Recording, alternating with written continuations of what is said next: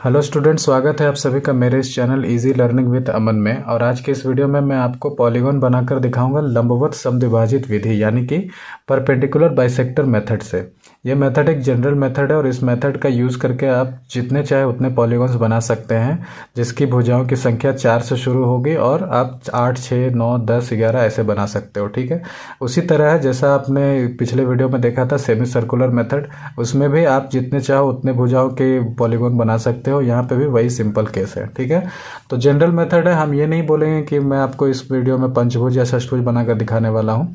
बस हम एक ऐसा पॉलीगॉन लेंगे जिसकी भुजा की लंबाई 50 मिलीमीटर की होगी। ठीक है, और इसमें मैं आपको दो या तीन पॉलीगॉन बनाकर दिखा दूंगा। बाकी सेम मेथड का यूज़ करके आप जितने चाहे जो चाहे वो पॉलीगॉन बना सकते हैं। ठीक है, तो हम एक भुजा लेंगे 50 मिलीमीटर, मतलब एक ऐसा पॉलीगॉन लेंगे जिसकी भुजा 50 मिलीमीटर है और इसी 50 मिलीमीटर वाली भुजा वाले पॉलीगॉन को हम यहाँ पे बनाएंगे। ठीक है, तो बनाने के लिए जो हमारा प्रोसीजर होगा वो सिंपल है। सेमी सर्कल मेथड से इसको कंपेयर करते जाइएगा, थोड़ा बहुत चीज़ कंपेयर करेंगे तो याद रहेगा। सेमी सर्कल मेथड में जितना बोलता है उसका डबल लाइन लेते हैं, लेकिन लंबवत समद्विभाजित विधि में हमको जितना बोला गया उतनी ही लंबी रेखा यहाँ पे खींचते हैं। और कभी भी इसको बनाने से पहले थोड़ा ध्यान दीजिएगा, ऊपर अच्छा खासा स्पेस छोड़ना है, नीचे भी स्पेस छोड़ना है और बिल्कुल बीचों बीच बनाइए क्योंकि बड़े बड़े सर्कल्स इसमें बनते हैं। ठीक है, तो 50 मिलीमीटर की भुजा हमें बोली गई है, तो इसका मतलब हम यहाँ पे एक 50 मिलीमीटर लंबी लाइन खींचेंगे। ठीक है, यहाँ से यहाँ तक 50 मिलीमीटर हो गया। इस लाइन का हम नाम दे देते हैं ए बी।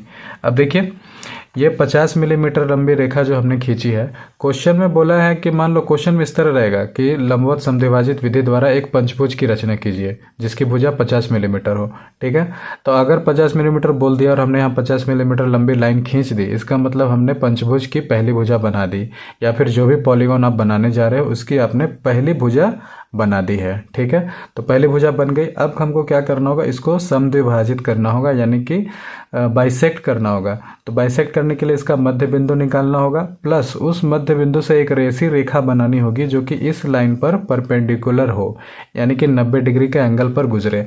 तो ये दोनों काम को एक साथ करना है, यानी कि बाइसेक्ट भी करना है और एक लाइन भी बनाना है जो परपेंडिकुलर हो।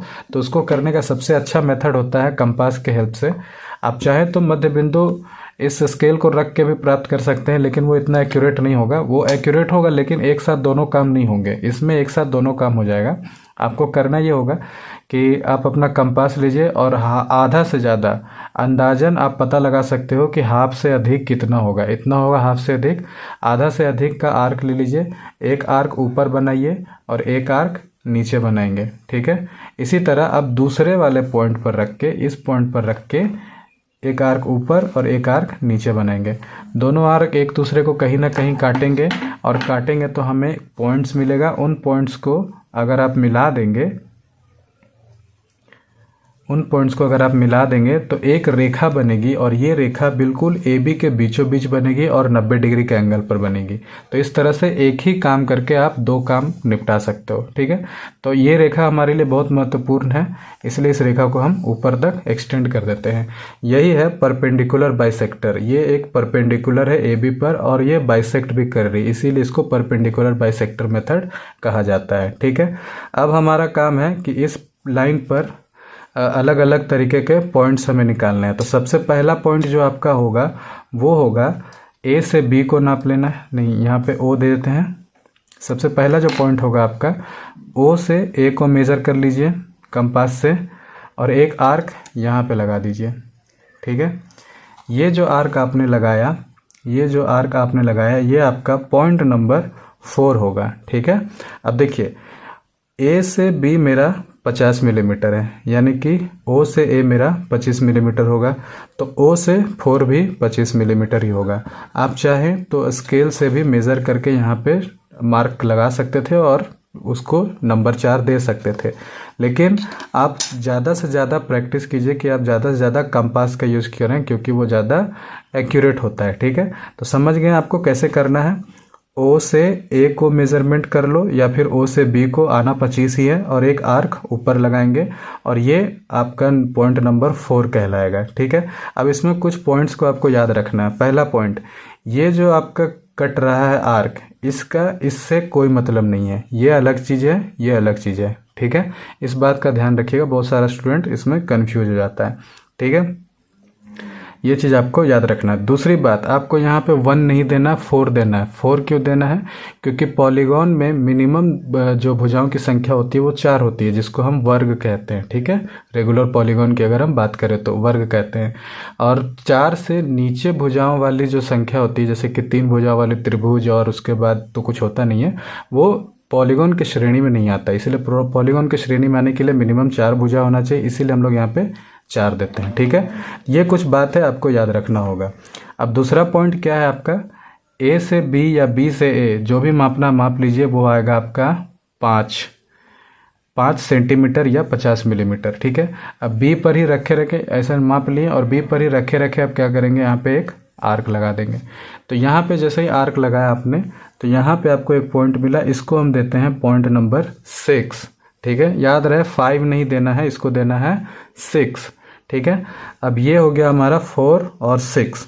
अब क्या करना है हमको कि 4 और 6 के ठीक बीचों बीच हमको एक पॉइंट प्राप्त करना है, और वो पॉइंट होगा हमारा पॉइंट नंबर 5, ठीक है। ये सबसे यही 2-3 स्टेप है जो सबसे ज़्यादा इंपॉर्टेंट है, इसके बाद कुछ है ही नहीं इसमें, इसके बाद सब कुछ आराम से हो जाएगा। पहला स्टेप क्या था, ओ से ए को मेज़र कर लो और एक आर्क ऊपर लगाओ, तो आपका हो जाएगा 4 नंबर। फिर ए से बी को मेज़र कर लो और एक आर्क यहाँ लगा दो, वो हो जाएगा 6 नंबर। इधर से भी आर्क लगा सकते हो या फिर इधर से भी लगा सकते हो, आएगा बिल्कुल वहीं पे, ठीक है। तो हो गया 6 नंबर। अब मध्य बिंदु प्राप्त करने के लिए सिंपल सा आपको इसको मेज़र करके हाफ करके करने का कोई ज़रूरत नहीं है। सिंपल वही काम करो जो यहाँ पे किए थे, इसको एक लाइन मान लो, यहाँ से यहाँ तक एक लाइन मान लो, ठीक है। 4 से 6 तक एक लाइन मान लीजिएगा।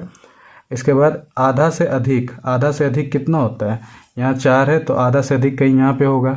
आधा से अधिक लेकर के एक आर्क इस तरफ लगा देना है, एक आर्क इस तरफ लगा देना है, ठीक है। फिर इधर से एक आर्क इधर लगा देना है और एक आर्क इधर लगा देना है, ठीक है। हो गया। आर्क लग जाने के बाद आपको पॉइंट मिलेगा। इन दोनों पॉइंट को अगर मिलाओगे तो ये रेखा, ये जो पॉइंट आपको मिला काटने के बाद, ये पॉइंट आपका पॉइंट नंबर 5 हो गया। बस अब 4 से 5 के बीच की दूरी और 5 से 6 के बीच की दूरी दोनों बराबर होगी, सेम होगी, क्योंकि वो मध्य बिंदु है, ठीक है।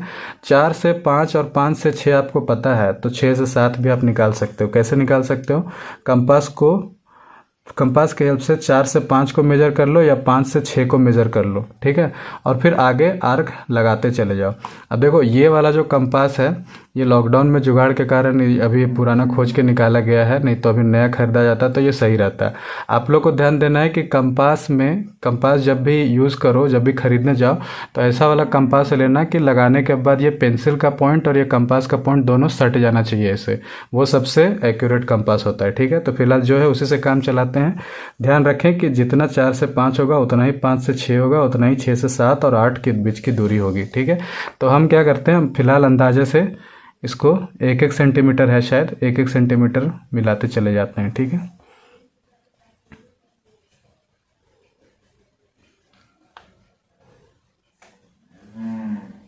ठीक है, फिलहाल इतना ही करते हैं। 7, 8, 9, आप चाहें तो 10, 11, 12 कितना भी कर सकते हैं। तो चलिए इसमें फटाफट क्या करते हैं, मैं आपको 3 बहुभुज बनाकर दिखाता हूँ, ठीक है। सबसे पहला बहुभुज, चलिए मैं एक वर्ग बनाकर दिखाता हूँ। वर्ग भी एक बहुभुज है, और वो वर्ग जो होता है उसको, वर्ग को ही हम बहुभुज क्यों कहते हैं, हम इसको अगर आप रेगुलर बहुभुज की यानी कि रेगुलर पॉलीगॉन की अगर बात करें तो आपके लिए वर्ग ही एक बचता है। आप आयत को रेगुलर पॉलीगॉन नहीं बोल सकते हैं। क्यों?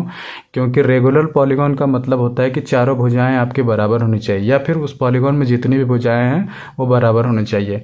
वर्ग ही एक ऐसा चतुर्भुज है जिसकी सारी भुजाएं आपस में बराबर होते हैं और सारे कोण भी बराबर होते हैं, ठीक है। सम चतुर्भुज की सारी भुजाएं आपस में बराबर होती है लेकिन सारे कोण बराबर नहीं होते हैं, इसलिए वो पॉलीगॉन की श्रेणी में नहीं आता है, ठीक है। ये सब थोड़ा थोड़ा चीज़ें आपको याद रखना होगा, ठीक। अब आपको मान लीजिए कि वर्ग ही बनाने को बोला गया है, तो वर्ग में कितनी भुजाएं होती हैं? 4 भुजाएं होती हैं, याद रखिएगा 4 भुजा। तो वर्ग में 4 भुजा होती है, तो आपको इस 4 नंबर वाले पॉइंट को फोकस करना है। 4 को केंद्र मानते हुए और 4 से 4 से ए तक की दूरी को त्रिज्या मान लीजिए। ठीक है, ये देखिए 4 से ए तक की दूरी को त्रिज्या मान लीजिए। 4 को केंद्र, 4 से ए त्रिज्या। 4 से ए लो या 4 से बी लो, एक ही बराबर होगा। ठीक है, बात बराबर होगा। और एक सर्कल बना देना है आपको।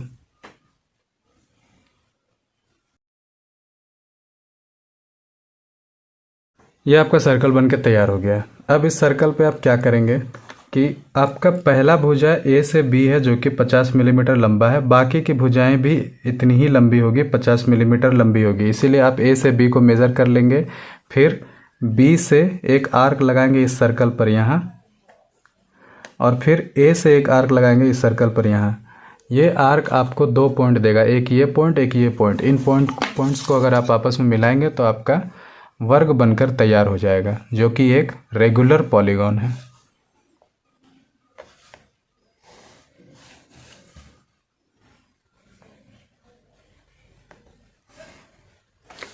ठीक है, ये हो गया। अब अगर आप चाहते हैं कि आपको एक पंचभुज बनाना है, तो पंचभुज में कितनी भुजाएं होती है? पंचभुज में 5 भुजाएं होती हैं।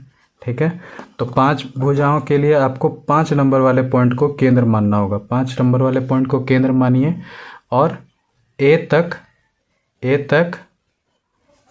त्रिज्या मान लीजिए। 5 से ए या 5 से बी आपके सेम ही आने वाले हैं। ठीक है, तो 5 से ए लेकर के एक सर्कल बनाइए। ठीक है, तो ये आपका सर्कल बनकर तैयार हो गया है। अब आपको क्या करना है, एक भुजा ये बना हुआ है और बाकी के भुजाएं आपको बनानी है। तो इसी के बराबर सारी भुजाएं होंगी। तो ए से बी तक आप मेजरमेंट ले लीजिए, और बी से 5 नंबर वाला जो सर्कल है उस पर एक आर्क इधर लगाइए और एक आर्क इधर लगाइए। फिर यहाँ से आप एक आर्क लगाएंगे तो एकदम बिल्कुल इस पॉइंट पर आके कटना चाहिए, और अगर आप इधर से भी लगाओगे तो उसी पॉइंट पर आके कटेगा। ठीक है, तो आप इधर से लगा दो या इधर से लगा दो, एक ही बात है, लेकिन ध्यान रहे एकदम बिल्कुल उस पॉइंट पर आकर कटना चाहिए। ठीक है, तो अब क्या करना है, आपको इसको बना देना है।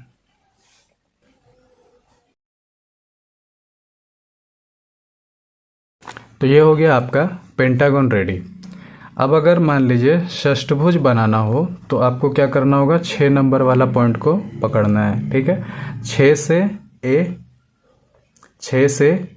ए या 6 से बी, अब मैं बार बार नहीं बताऊंगा, 6 से ए या 6 से बी हमेशा बराबर होता है। ठीक है, और एक आपको सर्कल यहाँ पे बना देना है।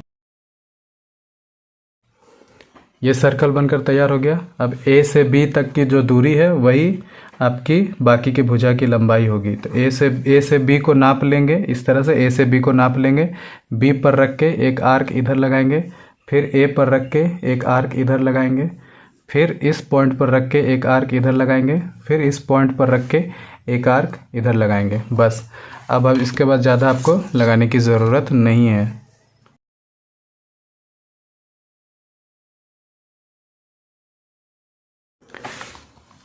तो इस तरह से आपका हेक्सागोन भी बनकर तैयार हो गया है। अब आप चाहें तो इसमें जितने चाहे उतने पॉलीगॉन्स बना सकते हैं। 6 के बाद 7 वाले सप्तभुज, अष्टभुज, नवभुज, आपको जितना नंबर वाला पॉलीगॉन बनाना है उतने नंबर को सेंटर मानना होगा। सप्तभुज बनाना है तो सप्तभुज में 7 भुजाएं होती है, तो 7 नंबर वाले पॉइंट को आप सेंटर मान लीजिए। ठीक है, तो उम्मीद है कि ये रिविजन के लिए काफ़ी हेल्पफुल रहेगा। और हाँ, एक बात का आपको ध्यान रखना है कि जो क्वेश्चन आता है उसमें एक ही पॉलीगॉन बनाने के लिए कहा जाता है। या तो वो पंचभुज पूछ देगा, या तो सप्तभुज पूछ देगा, या तो कोई और पॉलीगॉन पूछ देगा। ऐसा नहीं है कि आपको एक ही में सारा पॉलीगॉन बनाना है। ठीक है, तो रिवीजन करने के लिए बेस्ट मेथड है, वीडियो को देखिए और बार बार जो भी आपको डाउट्स होता है वो कमेंट में बताइए, और अच्छा लगा वीडियो तो इसको लाइक कीजिए। मिलते हैं अगले वीडियो में, तब तक के लिए टेक केयर।